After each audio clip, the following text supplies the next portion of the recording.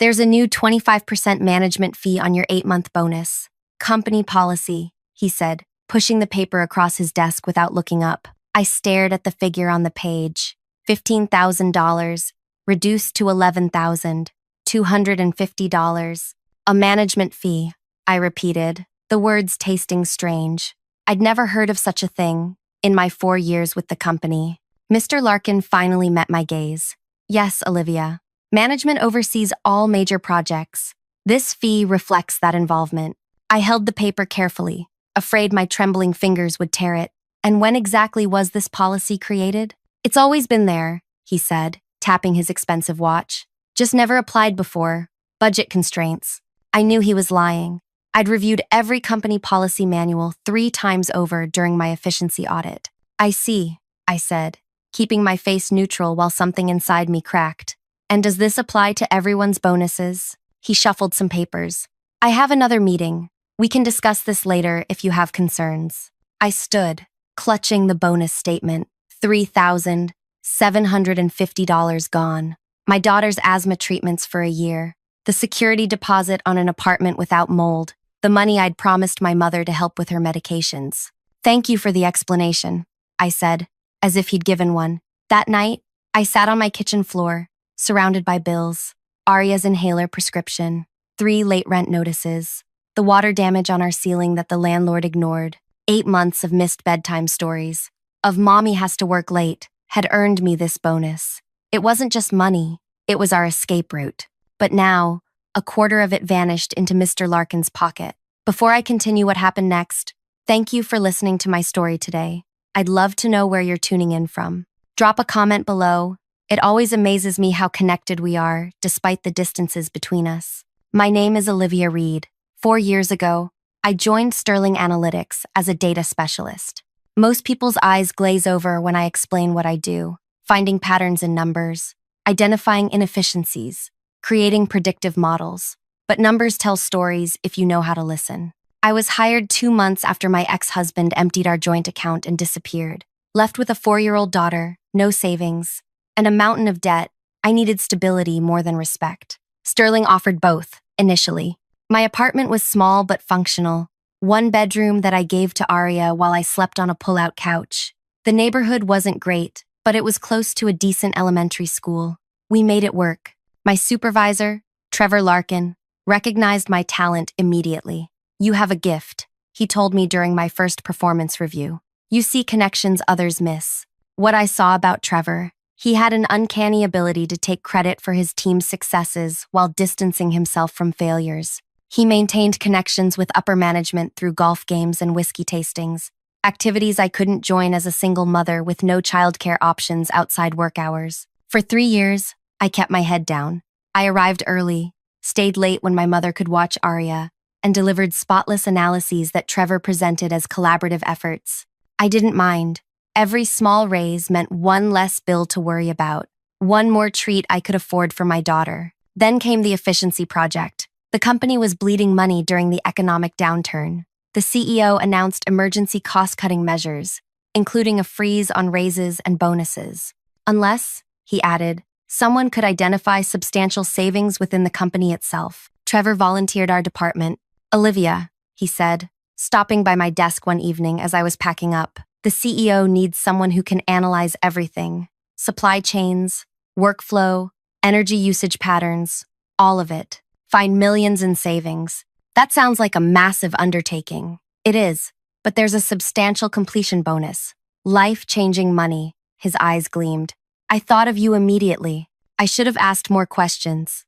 I should have requested the parameters in writing. Instead, I thought of Arya's wheezing at night, of our bathroom ceiling growing black mold that no amount of bleach could permanently remove. I'll do it, I said. The project consumed 8 months of my life. I analyzed everything from the number of printers per department to the efficiency of heating systems. I created models showing potential savings from remote work policies and consolidated vendor contracts.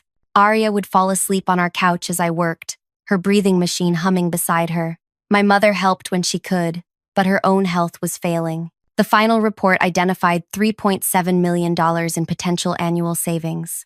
When I showed Trevor, his expression shifted from shock to calculation so quickly I almost missed it. This is impressive, he said. I'll need to review it before we present to leadership.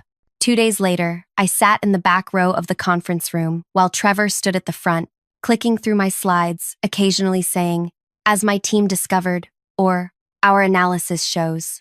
The CEO called it industry-changing work and authorized the promised bonus. Trevor nodded gravely, accepting congratulations while occasionally gesturing in my general direction as his analyst.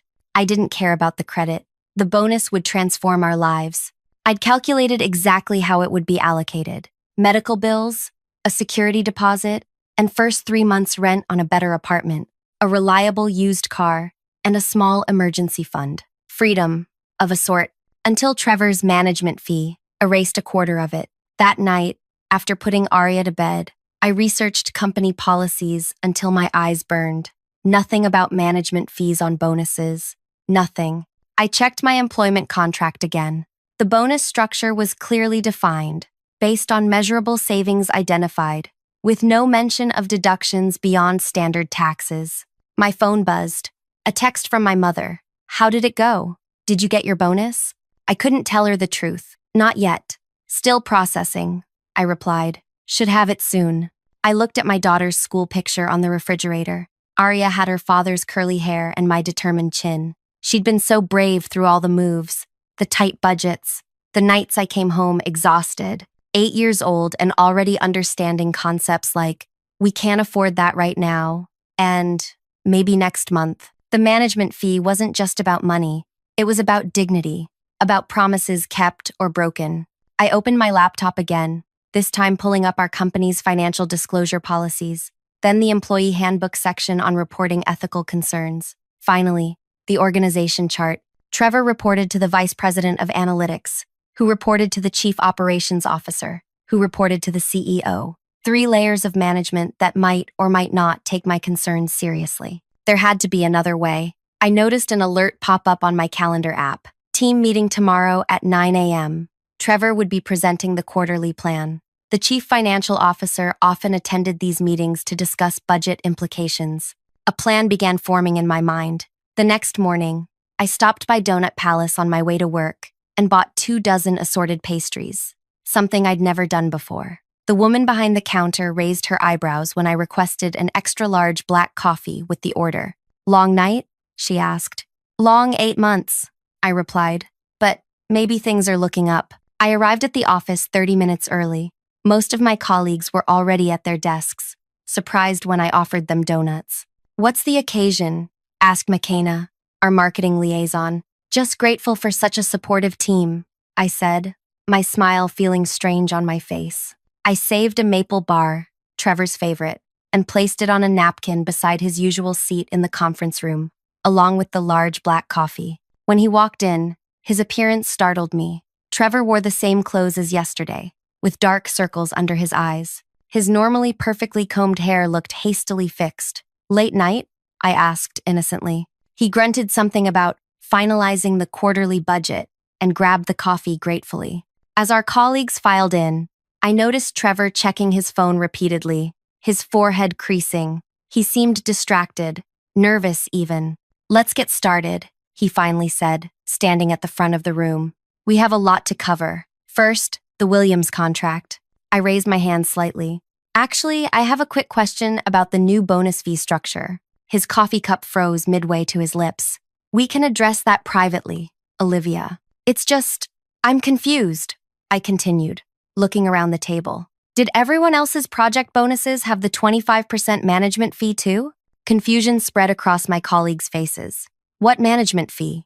asked McKenna, our finance coordinator. The door swung open. The CEO walked in with the chief financial officer. "Sorry to interrupt," said the CEO, his tall frame filling the doorway. "Just wanted to personally check on implementing those brilliant cost-saving measures." He nodded at me. "That analysis was remarkable work." Trevor's laugh sounded brittle. "We were just discussing implementation strategies." "Actually," I said softly, "we were discussing the new 25% management fee on project bonuses.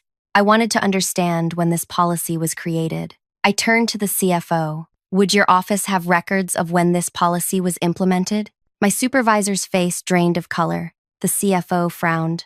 There's no such policy, she said. Trevor cleared his throat. It's a recent implementation. Perhaps it hasn't reached all departments yet. I removed a folder from my bag.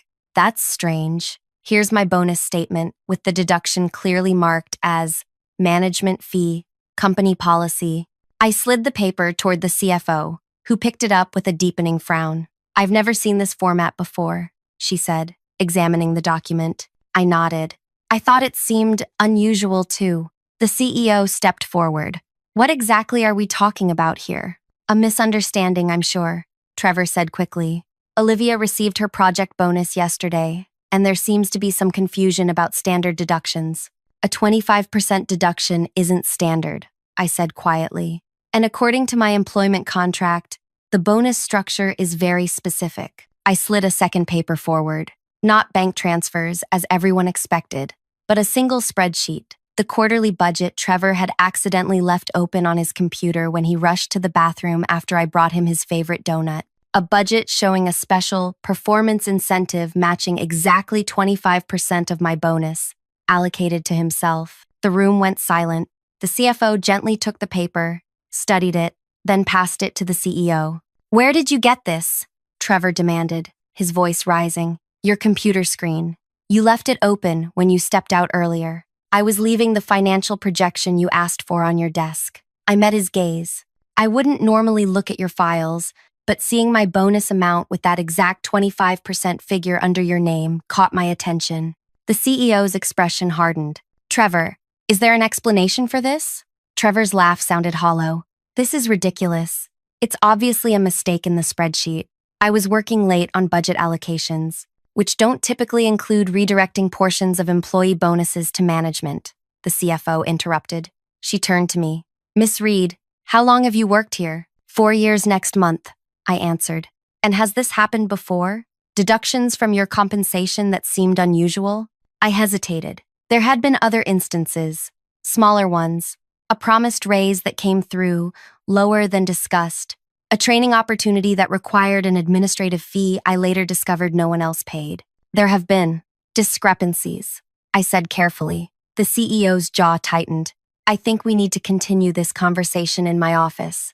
Trevor, please bring all bonus documentation from the past year. Miss Reed, if you'd join us as well. He turned to the rest of the team. Meeting adjourned for now. As everyone filed out, Trevor grabbed my arm. You have no idea what you've done, he hissed. I gently removed his hand. I think I do. My phone buzzed in my pocket, a text from my childcare provider. Arya had another asthma attack at school.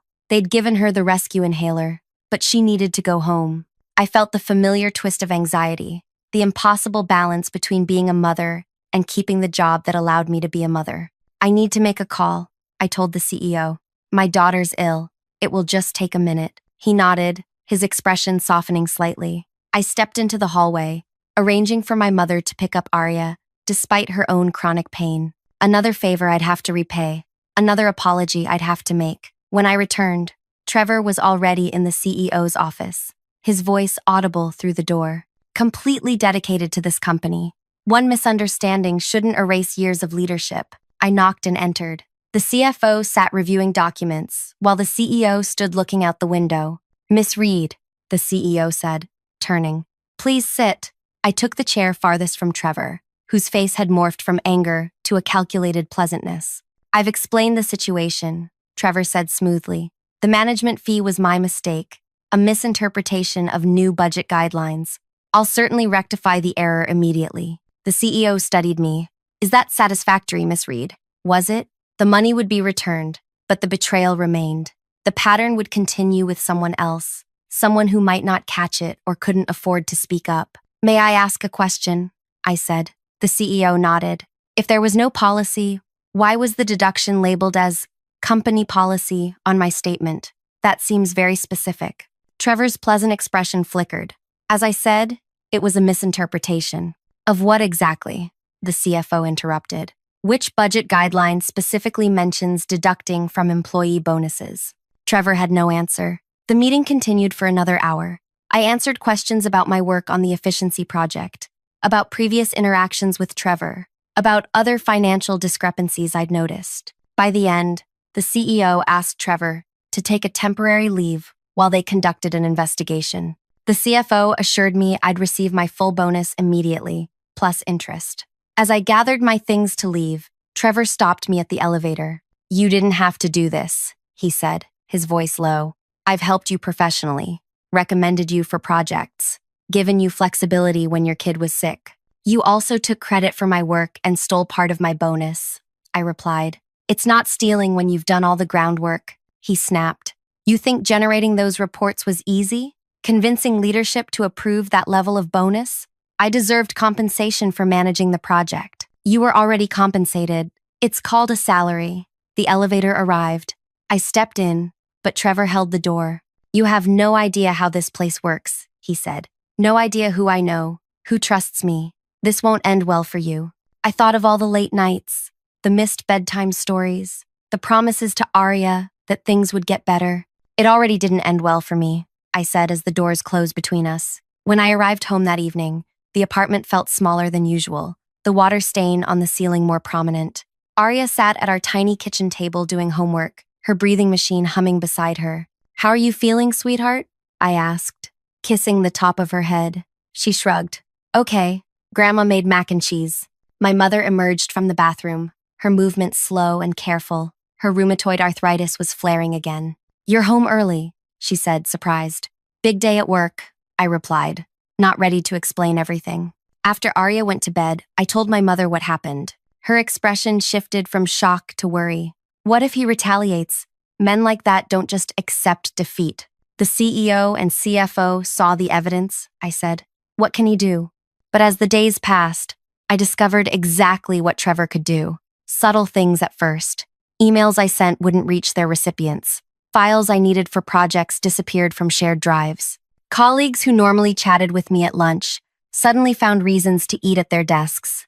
A week after the meeting, the vice president of analytics, Trevor's direct superior and longtime golf buddy, called me into his office. "I understand there was an incident with Trevor," he began. "There was a financial discrepancy that's being investigated," I replied carefully. He nodded. "Yes. Well, while that investigation continues, we need to ensure all departments maintain productivity. I'm reassigning some of your projects to distribute the workload more evenly." By the end of the day, I'd lost access to the efficiency implementation I'd spent 8 months developing. My new assignment was auditing supply closet inventory across all 5 office locations. That night, I couldn't sleep. The full bonus had been deposited to my account as promised, but now my position seemed precarious. Without the visibility of important projects, how long would I remain valuable to the company? The next morning, I received an email from a name I didn't recognize, Elizabeth Torres, head of internal audit. She requested a meeting at 2 p.m. When I arrived at her office, I found a woman perhaps 10 years my senior, with close-cropped gray hair and sharp eyes. "Thank you for coming, Miss Reed," she said, gesturing to a chair. "I've been reviewing the efficiency report you created. Impressive work." "Thank you," I said, surprised, though I'm no longer assigned to the implementation. "So I heard." She studied me. "I also heard about the incident with Mr. Larkin." My stomach tightened. "That matter is under investigation." "Yes, by my department. That's why I wanted to speak with you directly." For the next hour, Elizabeth asked detailed questions about my interactions with Trevor, about financial irregularities I'd noticed, about project credits and compensation discussions. I answered honestly, providing dates and details where I could. "Do you have documentation of these other incidents?" she asked. "Some," I admitted. "I started keeping records after the second time. A promised raise came through, smaller than discussed." She nodded, making notes. "Smart. And how many others on your team experienced similar issues?" "I don't know," I realized. "We don't discuss compensation much." "Precisely why these situations persist," Elizabeth said. "Isolation is a powerful tool." As our meeting concluded, she handed me her card. "If you remember anything else, or if you experience any form of retaliation, contact me directly." "Retaliation? Isn't that already happening with my project reassignment?" Elizabeth's expression remained neutral. "Document everything. Forward me any relevant communications." Over the next 2 weeks, I did exactly that. The supply closet inventory expanded to include creating a new cataloging system. My performance metrics were suddenly reviewed daily rather than quarterly. Meeting invitations arrived with impossible timing. Scheduled during Arya's doctor appointments or school conferences, I'd requested off months in advance. Each incident went into a detailed log. Each questionable email was forwarded to Elizabeth. Meanwhile, Trevor returned from his temporary leave with a written warning, but otherwise unscathed. The vice president publicly welcomed him back, praising his invaluable leadership during challenging times. Trevor didn't speak to me directly, but I felt his influence everywhere. Projects I should have been consulted on proceeded without my input. Information reached me last, if at all. Even the woman who cleaned our office stopped emptying my trash bin. "You should start looking for another job," my mother advised as I vented my frustration one evening. "They're freezing you out." "Maybe," I admitted, "but something doesn't add up. Why bring him back at all if they found evidence of financial impropriety?" "Politics," she said simply. "Connections matter more than conduct." She wasn't wrong. Trevor's golf games with the VP and weekend fishing trips with board members had created a safety net I couldn't match. A single mother with asthmatic child couldn't build relationships over scotch and cigars, but I could build something else. I returned to the efficiency report, the complete version still saved on my personal drive. For 8 months, I'd analyzed every aspect of company operations. I'd examined every budget, every expense account, every vendor contract. I knew which departments ran efficiently and which hemorrhaged money through mismanagement or outdated processes. I also knew exactly where to look for patterns of financial irregularities. Starting that night after Arya went to bed, I began a new analysis.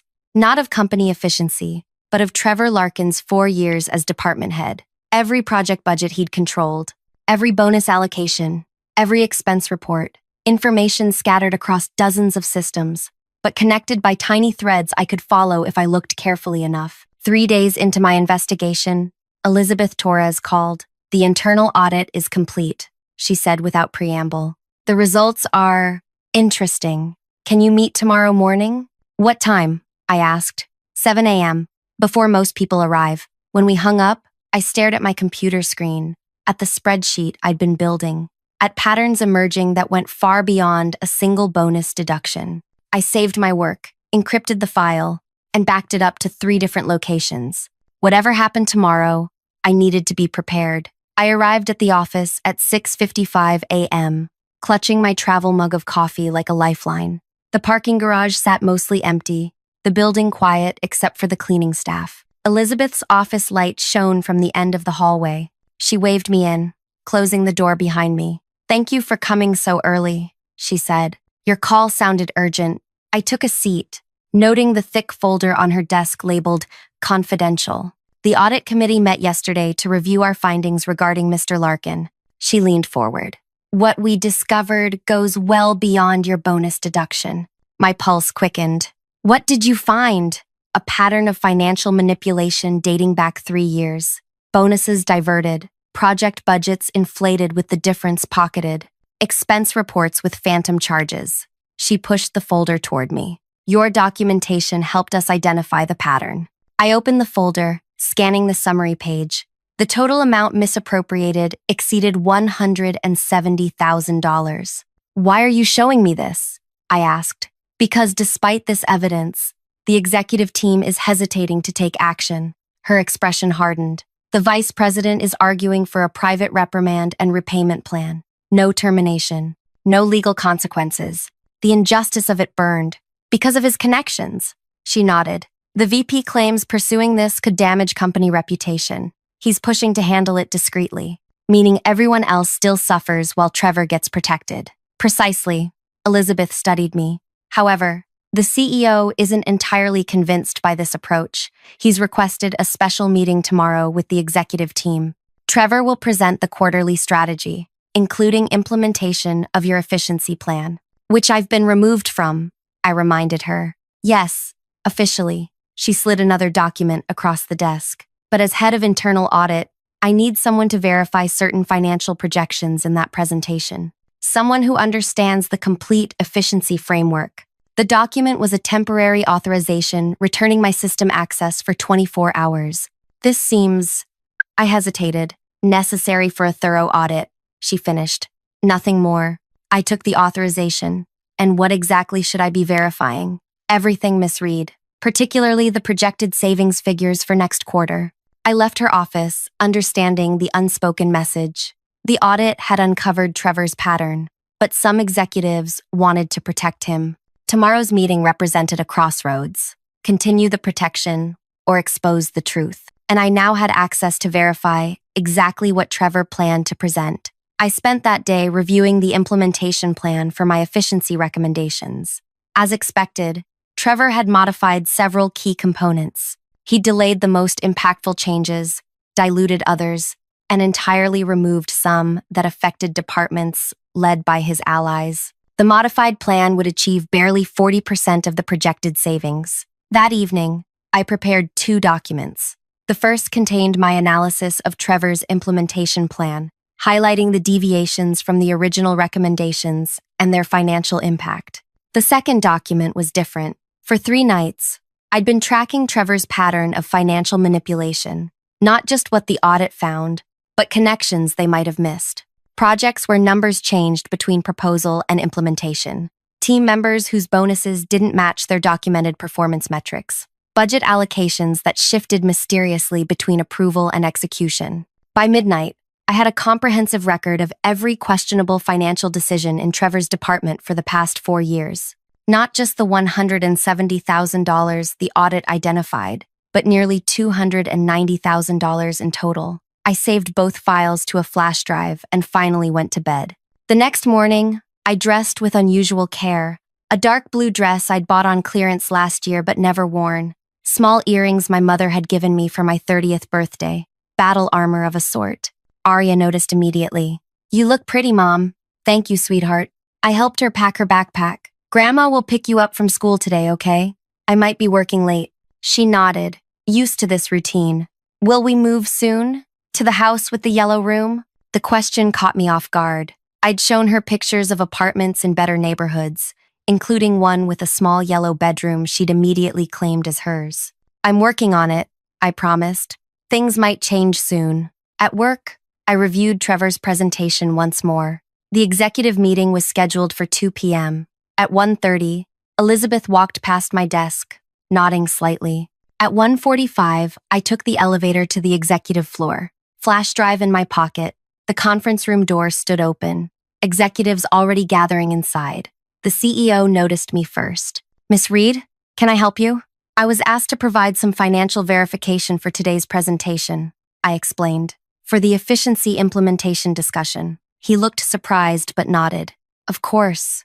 We'll be addressing that portion around 2:30. I took a seat in the back corner, opening my laptop. Trevor entered minutes later, faltering slightly when he saw me, but quickly recovering. The vice president followed, frowning in my direction. "Why is Miss Reed here?" he asked the CEO quietly, but not quietly enough. "Financial verification," the CEO replied. "Given her intimate knowledge of the efficiency project, it seems appropriate." The VP looked displeased, but didn't object further. The meeting began with standard quarterly updates. I sat silently, waiting. At 2:25, Trevor stood to present the efficiency implementation plan. "As you know," he began, "my team developed a comprehensive efficiency framework projected to save $3.7 million annually. After careful analysis, I've optimized the implementation to balance immediate savings with operational stability." He displayed the modified projections, showing $2.9 million in savings, instead of the original $3.7 million. Still impressive, but significantly reduced. "Implementation will occur in 3 phases, he continued, outlining timelines that stretched the most impactful changes over 18 months, rather than the 6 I'd recommended. The CEO frowned. "This timeline seems extended from the original proposal." "Yes," Trevor agreed smoothly. "After detailed analysis, I determined that a more measured approach would reduce operational disruption." "And the reduced savings projection?" asked the CFO.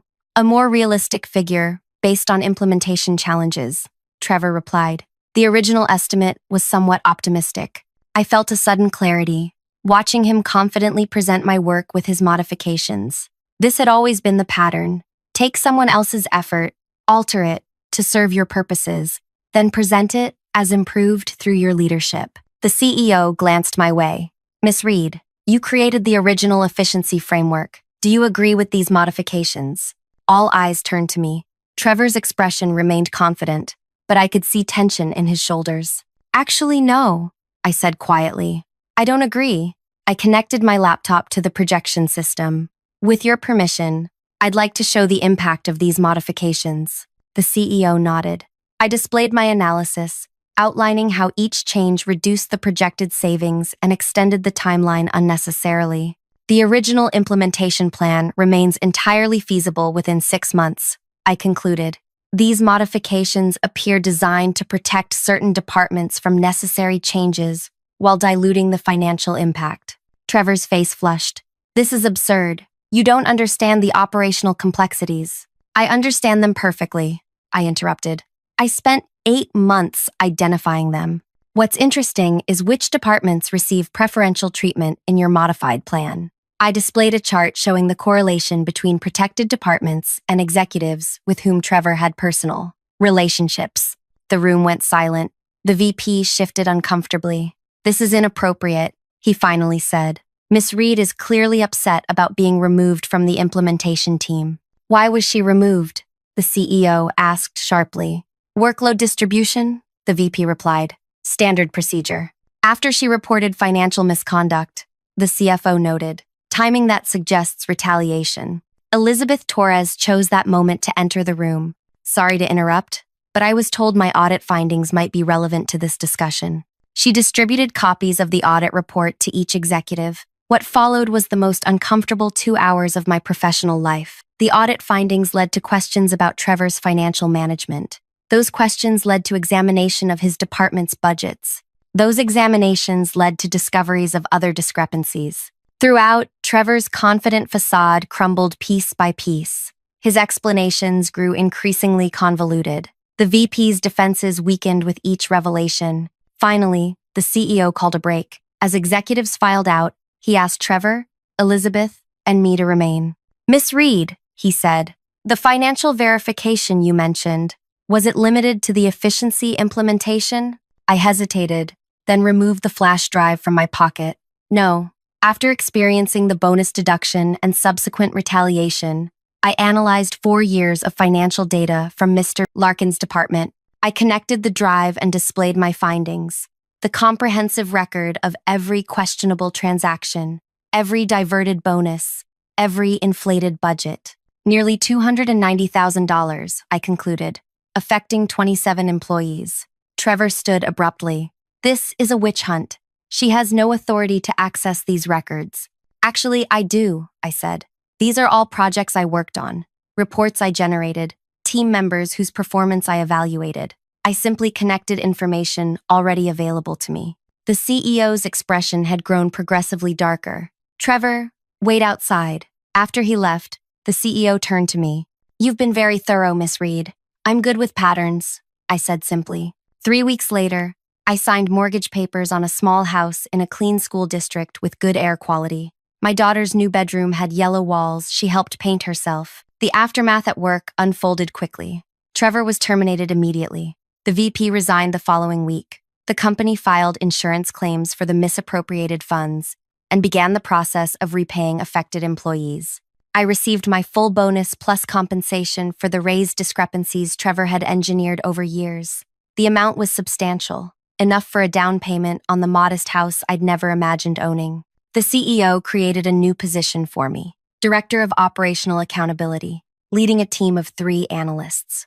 My first task was implementing the original efficiency plan, which ultimately exceeded the projected savings. Sometimes when Arya is sleeping, I sit in our small backyard and think about choices. Trevor lost everything, his job, his reputation, and possibly his freedom after the financial audit led to a criminal investigation, revealing a pattern going back much further than his time at our company. I never wanted to destroy anyone.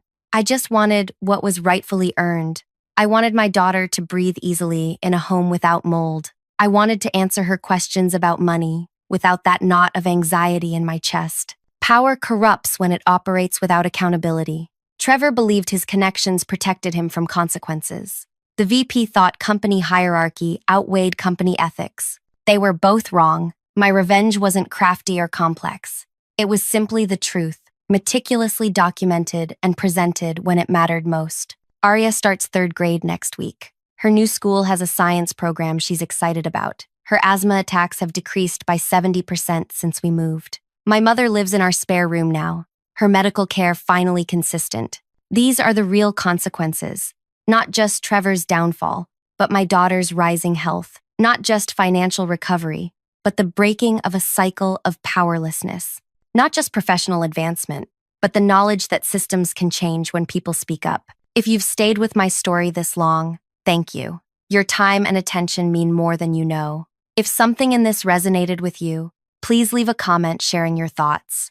Have you ever faced a situation where speaking up felt impossible but necessary? How did you handle it? Every story shared helps someone else feel less alone in their struggle.